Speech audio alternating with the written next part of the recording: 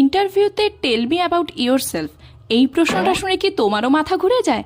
আজকে আমি শেখাবো একটা ছোট্ট ফর্মুলা, যেখানে আইএলটিএস স্পিকিং, এসএসসি ইন্টারভিউ, এমনকি স্পোকেন ইংলিশেও কাজে লাগবে।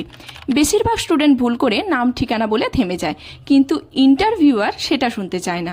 মনে রেখো পিপিপি ফর্মুলা। প্রথম পি মানে পাস্ট, তুমি কি করেছো, অর্থাৎ তোমার এডুকেশন, এক্সপেরিয়েন্স এগুলো।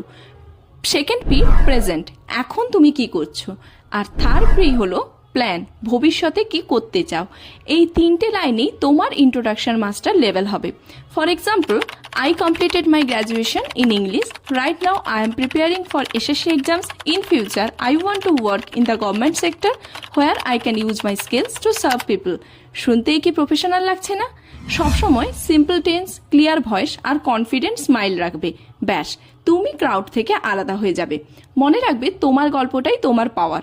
এই ভিডিওটা বন্ধুদের সাথে শেয়ার করো, কারণ হয়তো তোমার এক শেয়ারেই ওর ইন্টারভিউ লাইফ চেঞ্জ হয়ে যাবে।